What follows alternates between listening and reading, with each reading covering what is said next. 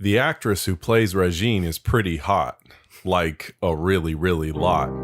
We're 4 episodes into The Expanse, and this one broke me from my sleepy trance. Just like Archer when he nearly lost his pants. Oh, there you go. The captain is not allowed to own her, but that didn't stop him from getting a big old boner. Wow, that's new. I think I saw a Zindi at the start, and it wasn't just a teaser fart. Actually, this episode wasn't too rough, especially all that quasi-lesbian stuff. At least they've picked up the pace, and everyone finally met face to face.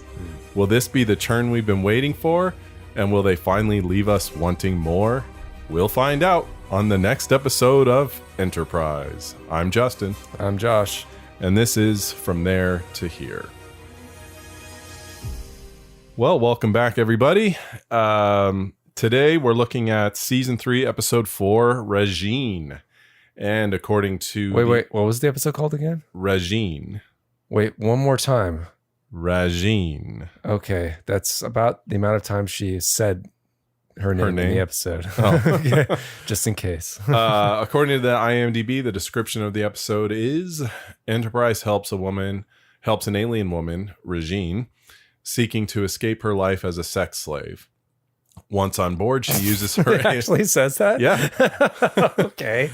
Once on board, she uses her alien abilities to gather biometric data about the humans and is recaptured by her employers, the Zindi Council. But it actually looks like she's giving them like a psychic like an lube X-ray. X-ray. Yeah. Like a sensual X-ray. Yeah.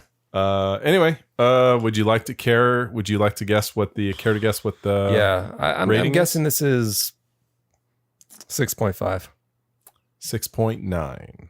Ooh, it's higher than I imagined. Compared to last week, which was 6.0. The top of the season so far is 7.7. Both episode 1 and 2 come in at But I think 7.7. Extinction takes the cake now for the lowest rated episode. At 6.0? I think it does. Without me going back, I can't say for sure. Anyway, what did you have? Well, on the trivia front, so Michelle Eric Green of Trek Nation said that she was pleased with the continuity in Rajiin, but felt that the female sexuality scene in the episode was, quote, the most gratuitous I could remember on Trek. She thought that the Rajiin character was a cliche, calling her a trained slut who comes on to everyone around her. Green described the overall plot as feeble, quote, but praised the alien bizarre set. And then, let's see, several sets were built for this episode, including an alien bazaar and a chemical laboratory. As the Zindi Council returned in Rajiin for the first time after the first episode of the season, the Zindi, the guest stars who appeared as their members returned. These included Tucker Smallwood, Randy Oglesby, Rick Worthy, and Scott McDonald. The titular character, Rajiin, was played by Nikita Agar. She had recently appeared in the television film Mermaids, which had also been co-written by Friedman. Main cast member Dominic Keating described Agar saying, "This girl is hot." All capitals, hot. Oh my word. I forgot my lines a couple of times. Scott Bakula compared her character to Mata Hari and said Agar, quote, did a wonderful job, and again, in a role that demanded a lot of different things from her. Del Yunt appeared as Barat. I think that's the guy that you were asking about. He had previously appeared in the Deep Space Nine episode Sons of Moog. Boy, nope, can't see it, but I sure knew that guy. Well, all that came from Wikipedia, so I did not research that at all, but that's some interesting info. This girl is hot. Hot. Thank you, Dominic Keating, for letting us know that. I mean, I think this episode was kind of a wash. Definitely was an improvement from last week's, but I mean, anything would have been an improvement from Extinction. Yeah. Yeah. It was pretty weak sauce. Are you looking something up? Oh, well, I'm looking to verify your claim that the anomaly, the last episode, or was it Extinction? Extinction was in fact the lowest rated episode. And I just finished looking. You are correct. Last week's episode, Extinction, is so far the lowest rated. It's lower than Rogue Planet and Terra Nova. When was Rogue Planet? I'm having trouble finding it. Is that first season or second season?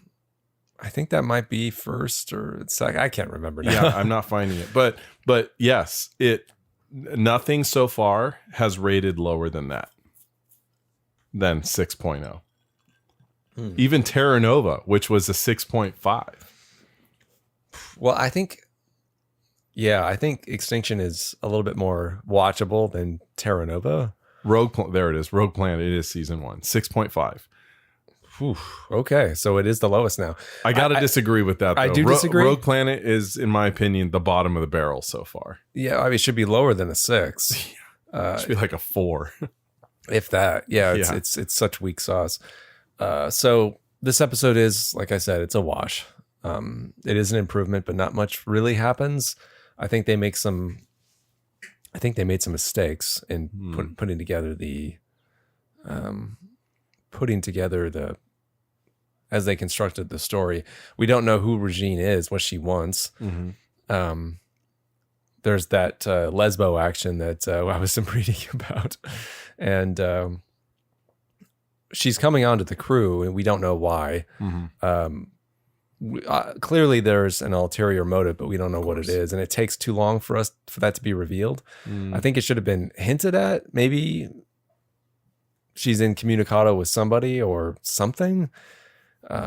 But she's just this attractive woman who is that's it. It's like, what does she want? We don't know. It didn't seem to. I didn't find it to be particularly intriguing. Did you? Yeah, you did. I did. I enjoyed the episode. Okay. It like I said in my little intro there, it did pick up the pace. Well, yeah, there was one good block there that was good, and that was when the Xindi boarded the ship. I actually stopped getting bored for a second. I was surprised when that actually happened. And I was like, oh, this is entertaining. I was like, oh my gosh, they're actually here. They're actually doing here. Oh yeah, they're encountering the Xindi. Now that said, though, up until then, I was enjoying the episode. I enjoyed the little interplay, even though it was very cliche, with Archer, Trip, and the guy selling the Trellium D. Yeah, that was okay. I kind of like it. Was the guy. I liked him. Yeah. I enjoyed that they got to a semi-interesting looking place. Kind of had that cool backdrop. You know, they weren't just in a gray box somewhere. It had a nice little look to it. And instead of Archer constantly went, "Where's the Xindi? I want him!" Like they actually made some progress. That was a very good impression. Yeah, and I enjoyed that. And the girl Rajiin, yes, obviously she's up to no good, but I did find. I'm glad they didn't. She's giving all those naughty X-rays. Well, I'm glad they didn't reveal until the end kind of what her ultimate goal was, even though the goal was stupid because you're like, they don't have scanners, but whatever, forget about that. Well, yeah, that's something I brought up at the end. They could have just given anybody a scanner. Yeah. And could have scanned the crew when they were down on wherever. Like the Xindi, when they boarded the ship, could have scanned the crew. Yeah, I know. They were right there. They could have grabbed one and taken them with them. Like, this is way too convoluted for what their goal was. And because it didn't explain her powers as being anything greater or than a normal body scan would be. Of course not. That doesn't make any sense. No. I mean, Wesley was able to discreetly scan the old lady, and when the bow breaks in like 2 seconds, you can't do that. Yeah. But that said, I still enjoyed it. I enjoyed the interplay between Rajiin and everyone she came across.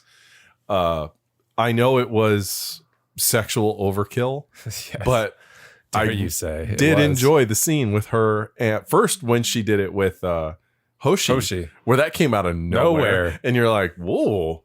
And I could not throughout this. I was like, hey, this episode just got interesting all of a sudden. I know. I was like, I'm watching. What's going to happen? Door, don't close. I was like, yeah, what's going to go happen in that elevator? And I wonder what did happen. Are they living it up while it's going down? I'll bet they did. It reminded me of a Firefly episode. It was the first episode that had there was a character called Saffron that was a Saffron. I believe that was her name. Okay. That was a former hostess, we'll call her hostess. And so that's what they're called now. Yeah. In the world of Firefly, such people are trained. Like, this is a profession. And But when they get her, when they first find her, she's playing exactly, it's like the same plot. They pick her up and she's playing all coy and innocent. And the preacher that's on the show, he recognizes that this girl's very innocent and all that, but she's really hot and she's very sexual. And she tells the captain, listen, Captain, there's a special kind of hell for people that abuse children and take advantage of innocent people like this. And the captain's like, oh man, don't say that. And he goes, listen, a special kind of hell. Like, you cannot do this, you know? So I kept hearing that in my head, especially in the scene when she comes on to the captain, where I kept thinking there's a special kind of hell. Like, you cannot do this. Okay. But yeah, I did enjoy the interplay. I enjoyed that how she just turned it on with Hoshi and flipped a switch, you know, doesn't matter, male, female, it's a skill set. And she was using it. And then when she got in there with T'Pol, normally such a scene on this show would, like, immediately I'd recoil because it feels forced, but it was supposed to feel forced. Like, it's supposed to make you uncomfortable that she's there. But I dug the way finally Jolene Blaylock did not look constipated. And she looked, that's a first for you. It kind of reminded me when she was talking, I don't know if it was a first or second season episode, when she was talking about her time in San Francisco, and she was talking about dreams that she had going to New Orleans and the jazz and the music, and she was drawn to it. And I was like, yeah, I'm not just saying this because it was like this girl on girl thing, but I was enjoying that. This clearly, T'Pol is someone who is curious but is shy to admit it, you know? So like when this girl starts doing this, T'Pol's like, hey, wait, don't stop. But hey, you know, she played it just right to where this is like intriguing. What's happening? And before she knows it, this girl's like up her shirt. And you're like, even we, the audience, are like, wow, she got up her shirt. Like, wow, that was really good skill. And I enjoyed it. It was, I did. And which I found interesting because normally on this show, I find that stuff to be too much and it doesn't fit. But I felt that it worked. And then when she goes and tries it with the captain, he has the wherewithal to kind of stop it. But then there's that weird moment where it hard cuts. And you're like, not sure if it actually happened or not. Yeah. Like, what was that all about? And that was interesting. The actress was compelling and I dug it. Yeah, sure. Of course I know. I didn't find her that compelling. I did. But I do admit though, it's very thin as far as the logic. So this girl was planted there by the Xindi on the off chance that the humans would come to that spot. Right. What are the odds?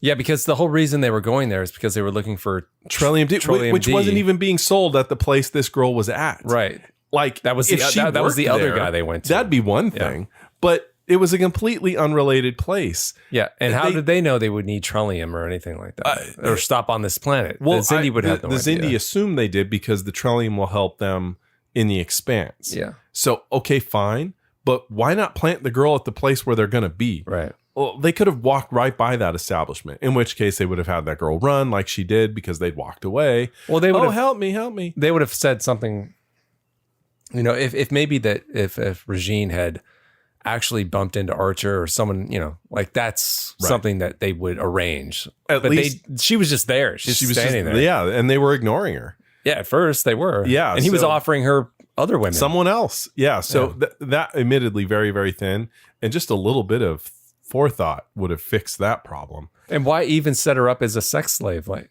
there? Why not just have her on the planet and she runs into them? And she could say, I know all about the Xindi. And they go, come aboard. Yeah. And she's like, can I hitch a ride? I know something about them. And they would have said, sure. They'd have picked her up in a second. Yeah. Why go through all that subterfuge? I know. It is way too much. Yeah. And a simple scanner would have accomplished it. Yet you still enjoyed the episode. I did. It finally picked up the pace and it was interesting. And well, it got us back to the Xindi. Well, yeah. To be honest, when the episode started, I didn't remember anything about the episode, and I thought I forgot that she had sex powers. Well, so did I, and I had forgotten that she actually did connect to the Xindi plot line because I thought, here we go again. here's another episode where they're not going to tackle the Xindi. Yeah, I again. forgot to. But it did, thank God. And then when they boarded the ship at the end, I was happily surprised. I thought, oh wow. And they're coming in blasting. Cool. You know, the Makos are absolutely fucking useless. Here they are. Like, do they do anything? Fall back. Just get shot. Why fall back? They're in a corner. Yeah. You own them. Shoot many guns at them. What's wrong with you, Makos? I could have defended that spot. Really? Well, okay. I'm saying that was a bad tactic. But anyway, no, I did enjoy the episode. Well, yes, it did pick up the pace, but as I said earlier, it didn't really have to. It was so molasses-like, the previous episode, that the pace, any kind of improvement would have felt much quicker in comparison, is what I'm saying. So right. I can't give this episode high marks. I didn't find Rajiin to be very intriguing. I thought she was it was a nothing burger for me. I just thought she was okay. She didn't do much for me. I didn't find her aura, whatever you want to call it. You don't agree with Connor Trenier that she is? She's very attractive, but I mean, so what? I mean, give me something. You got to give me something else. Well, like her line delivery persona was okay. Yeah, not super great, but when she turned on the charm, I guess. I but I was mean, pulled in. but it just didn't do anything for me in a Star Trek show. Like, I got it. That's not something I'm used to seeing in a Star Trek show. So, and those scenes where, in particular, when she's coming on to T'Pol, I was like, this is a bit much. I was like, okay. When she's coming on to Hoshi in the elevator, that's just like, now that's intriguing because it does come out of nowhere. Yeah. And I was like, oh, what's going on? Like, okay. And Hoshi was into it. Like, and I was like, in like 2 seconds. Whoa, okay. She's like, you speak a lot of languages too. Like, she was really into her it. reaction was perfect. It was great. I was like, that was fine. Yeah. But there was more of that. Yeah, but not. They went too far. Going up her, she's already scantily clad. Going up her shirt. I mean, it's almost like a rape. And I was like, well, but it's not. But it was, the whole time T'Pol had the whole Willy Wonka vibe. No, stop, don't do it. Well, there was a bit of yes, I got the feeling that she was curious about it, but also that her resistance was not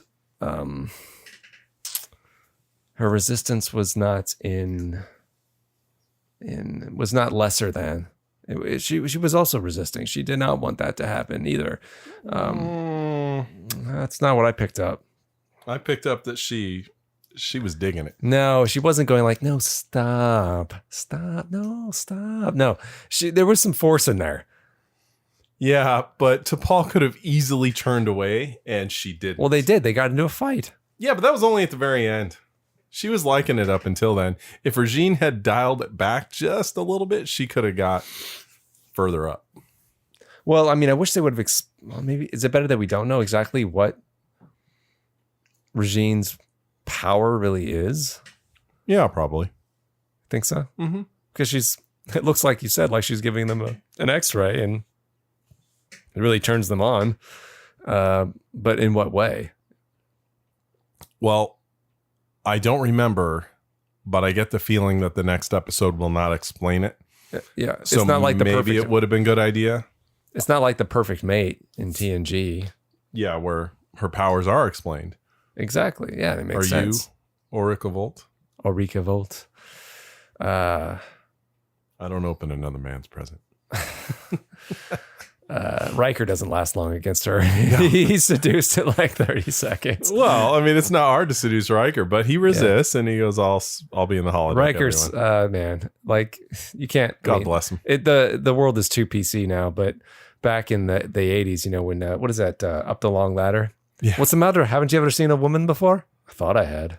Oh, man, and then she's like, Ooh, can you show me this foot washing?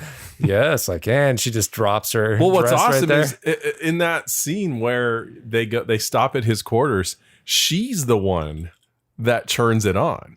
Riker's playing it cool, and you think he's going to be the seducer. No. The second that door closes, yeah, game on. Well, she's assertive. Yeah. He likes that. And he was like, hey, I'm into this. He's like, remember that Carmen? Forget Carmen. You're it. Carmen hadn't come out yet. She was. I know. That's a few seasons later. I know. Yeah, with Carmen and having dinner in her tent, dessert or whatever it was. Yeah, this girl cut right to the tent and just made it happen. That's more my style. Just skip right to it. I think that's most guys' style. Yeah. Well, except for Picard, where, he has to play flutes. Do you prefer them a little more reserved? Chaste. He has to play piano and flutes in obscure places in the Before ship. you play with his flute, you got to play the flute. Oh, that's good. With somebody else's hands. Which I can never unsee. So back to Rajiin, in case you forgot the title of the episode. Yeah. Rajiin. When I hear the name Rajiin, I always flash back to the TOS episode where Jack the Ripper, remember? Where they go to the let's just call it a pleasure planet, and Kirk is trying to get Scotty laid. Oh, yeah.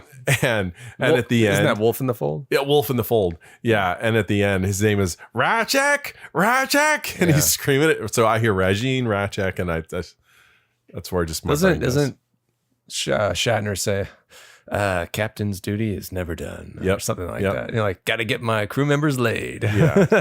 Got to be a wingman. Like, okay. And he does. Don't worry, Scotty. You like her? She's coming over our table afterwards. Come on, Kirk. Kirk's the man. You got to appreciate that. Well, with Rajiin. And I love in that scene. You don't want to talk about Rajiin? No, wait, let me just say. Okay. In Wolf in the Fold, after Scotty and the girl walk off, McCoy and Kirk are left going, well, what are we going to do? And Kirk goes, well, there's this one bar, and McCoy cuts him off and goes, I know the one. Let's go. I love how bro-tastic that is. They're just on the same page. Did you just make a word, bro-tastic? Bro-tastic. And I love that McCoy is the one. I know what you mean. We're on it. Let's go. Rajiin.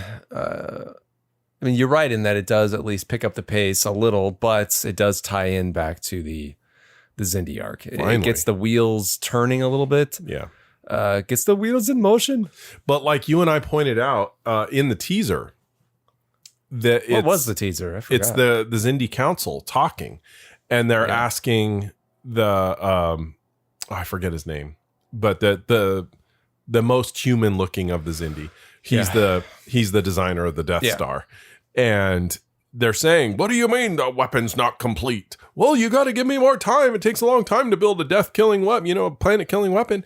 And you and I both said, that should be done already, right? Like the first one was just a quick sample. Now we're going to go ahead and send the big boy. Like you can't start a war and not be prepared for the consequences, which is exactly what they did.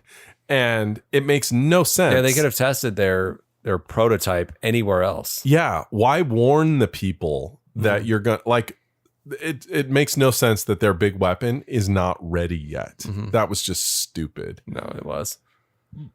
But at least it did bring in the Xindi. Yeah. So we know a little bit more about, I guess this isn't the first episode where we see the council. That's no, they open up the first episode of the season. Yeah. So, but at least it does bring it back in, but it's decidedly less interesting when you know where it goes.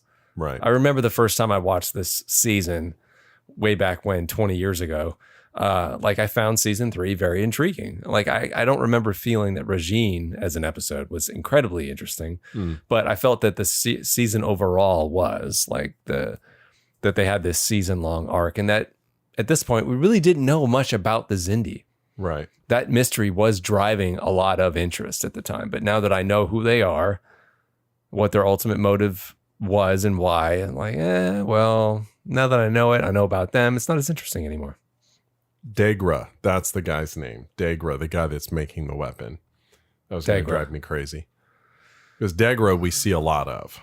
Okay. Degra and the Zindi primate counselor, which is Tucker Smallwood. We see a lot of him too. Okay. Is there anything else about Rajiin, about this episode that you wanted to bring up?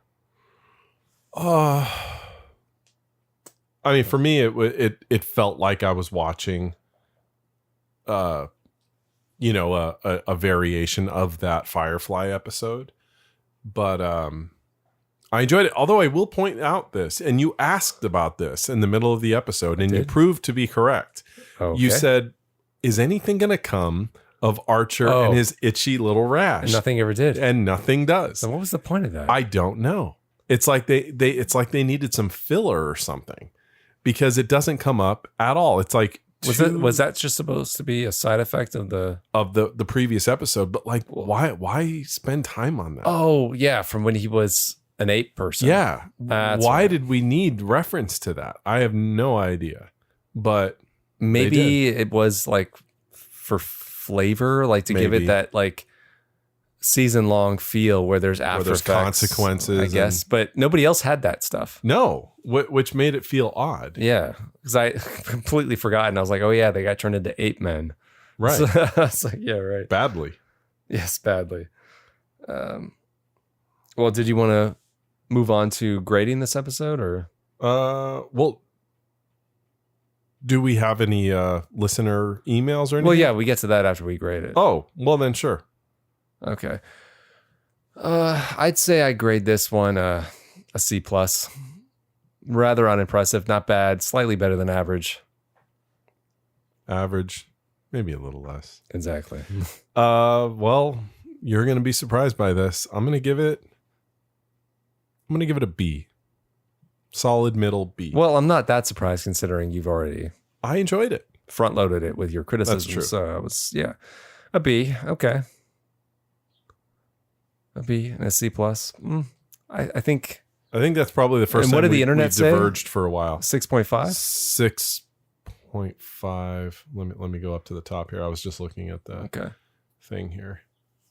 6.9. No, 6.9. Ooh, that's a bit higher, I think, than it deserves. I don't think so. I thought it was good. Yeah, well. It doesn't make logical sense in some ways, but it was enjoyable. Which... the fact that it was entertaining at all is a delightful change of pace. Yeah.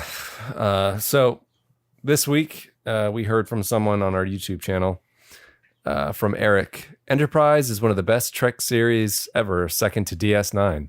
I think he's the only. Whoa, now, Eric, yeah, you better defend that. Yeah, well, that's what he said. And then we also heard from Nick H. About extinction. He wrote in, maybe the dumbest episode of Star Trek ever. Now I'm curious about that. Keep going. That's all he said. Okay. We heard from Sebastian on Rajiin. So on Rajiin, he writes, this episode really sucked. I couldn't come up with questions, but here's what I've written down in my notepad. It was so bad he couldn't even come up with any questions. Apparently. How very creative. There's another sexy alien of the week. And this time it's a young, white, blonde, slim woman. Surprisingly, there was a kiss between her and Captain America. Remember he calls him Archer Captain America? Never seen so much romance. Right. Everything is very relevant and really provides meaningful insights into who the Zindi are. So he's being sarcastic there. So yeah, he does not like it at all. Complete opposite of you. Just for giggles, I decided to pull up season 1 of The Next Generation because I was curious, because I know the actors, they all uniformly say that their least favorite episode is Code of Honor. So Code of Honor on IMDb is rated a 5.1. But just for reference, if you go down a few episodes to Justice, then you get a 6.0. So Justice is just as bad as Extinction, which I wholly disagree with. I can watch Justice. Justice is infinitely watchable. I'm with Starfleet. We don't lie. There's nothing to be worried about. it would have been painless. But now look at the boy. Yeah. He's so scared now. Yeah. Don't look down at my junk in my very tight shorts. I'm about to kill this boy. Yeah, very unfortunate. He's dressed that way, but he is. And Angel 1, 5.7. Which also, yes, it's all sorts of cheese bad. That's where it's reversed of patriarch and patriarchy. Matriarch, yeah. Yeah. But it's infinitely watchable. That one is kind of, yeah. But it's fun to watch. Say what you will, it's entertaining. Yeah. So anyway, yeah. And, well, I mean, Code of Honor is goofy as goofy as it is. You know, it is entertaining. It is. Yeah. Yes, Code of Honor, very racist, all that, but it's a damn entertaining episode. Is it really? Well, I'm not going down that road. Okay, another interesting one. Too Short a Season. One of our favorite episodes. You know the deal, con ass. That one, 6.1. Very low rated. It's not that That bad. one is generally regarded as not a good episode. What's that? What's the character's name?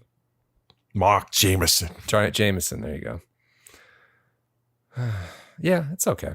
Yeah, okay. That concludes going through season 1. They do have some in the 6s, but I wanted to see if anything really dipped down. Yeah. And Code of Honor. That's probably the lowest they have. Okay. Yeah. Yeah. Okay. So I think they're being a little unfair to TNG. Enterprise's bad episodes they're boring. They are. And that's worse than something like Code of Honor, which is still, at least there's a story there. There is a story there. So- and Lutan and all of his people, yes, And he's so much fun to watch. they're racial caricatures, but those like they roll out a carpet for him. and I'll tell you, that actor owns the shit out of that role. Yeah. He makes him so fun to watch. Mhm. He's awesome. And the girl is intense. You will not disrespect me, Lutan. I will kill this girl. Like, Right. I believe her. Yeah, you know? and Yar. And Yeah. she's like, of course I'm attracted to him. That was the but- one part I thought was a little unbelievable, Right. because it's like she would look at him as ridiculous. Probably. So Yeah. whatever. Oh, come on. What is wrong with this? I don't believe IMDb. I'm cruising through season 2 of TNG now. I'm looking for anything lower rating wise. The Icarus Factor, they give a 6.2. They say it's just a little bit better than Extinction. Come on. There's people. got to be a different rating criteria that they're doing this on. I because- think what ends up happening is they don't compare it. You know, they don't say like, okay, best of both worlds, we're going to give this a 9.0. Yeah. And then if we're going to say whatever, Up the Long Ladder, which is an entertaining episode, but that one has a 6.2. If you're going to say that's a 6.2, then you got to be accurate with what comes in between. But I think people forget what some of those other episodes get rated. Uh-huh. So they don't put it in context is what I think happens. Okay. I think you're right. No, I think I found the lowest rated episode. Okay.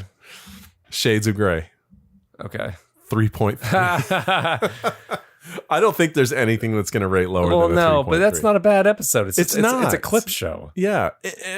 It's still entertaining. And I've watched Shades of Grey a good amount of times. I will watch Shades of Grey any day before I watch Extinction or Right. the other one, Yeah, it's a highlight reel. Rogue Planet. It's a half an episode at best, because it's always flashing back. But Yeah.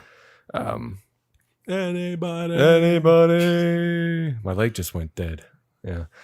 It's whatever. It's not bad. I know It's not bad. No, It's just no.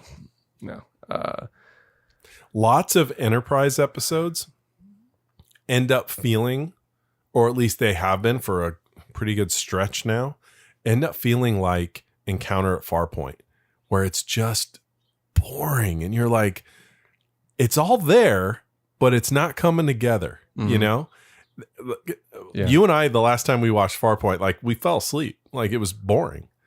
And that's why maybe that's just why I enjoyed this episode so much, because I at last was not bored. I thought it was because of the sexy time. I enjoyed that. I Yeah. did. Okay.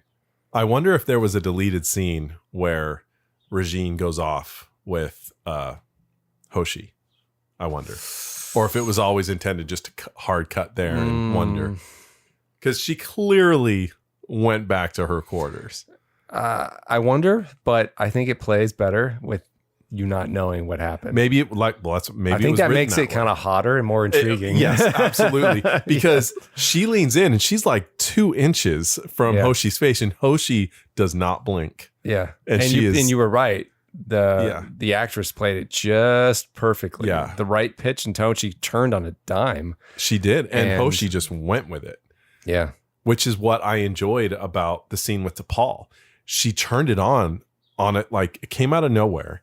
And so DePaul felt genuinely surprised yet intrigued. And I felt like Blaylock really did a good job of being a little scared, but also turned on, which was kind of badass. You know, I dug it. Any writer's room ideas for it? The only thing I would have done writer's room wise is come up with a more logical way to get her onto the ship, also in a way that is not super cliche. And also explain what her power exactly is and why it's better than just a medical skill. Yeah, because once the episode is over, you find yourself wondering that. Well, and just get rid of the whole sex slave thing. Like, we don't need that. It doesn't matter. And we don't. It's more intriguing if we just kind of wonder, whoa, where'd that come from? Because it creates too many plot holes. Like, well, did the Zindi arrange with the owner of this sex shop exactly to have her stand there? Like, what? I don't get it. Like, it just doesn't make a whole lick of sense. Yeah, none. So, and I would have given her something more to chew on. Give her a better backstory. Make me care about her character. Because by the time she starts backpedaling and then says, "Oh, I had to I had to do this to collect information about you for a weapon," it's like, well, but I don't even know who you are. I don't care. Can I even trust you? Right. I didn't care. So, yeah. Well, what's coming up next? You would ask. Let me go back. Code of Honor Part 2. Well, yeah, I'm in Next Generation right now, so give me a quick sec. Let's see. Rajiin, next. Episode 5. Impulse. Okay, I remember that one being good. I really don't remember that. I just read the description and I still don't really remember. I do remember. It's like zombie Vulcans. That's literally what it says. Enterprise answers a distress signal from a stranded Vulcan ship. Only when arriving, they find the ship completely desolate, wrecked, and filled with Vulcan zombies. Okay, there you go. Yeah. It's like Night of the Living Dead, but with Vulcans. Okay. And they move fast, so it's the 28 days later version of zombies. Right. Well, see you next week. All right.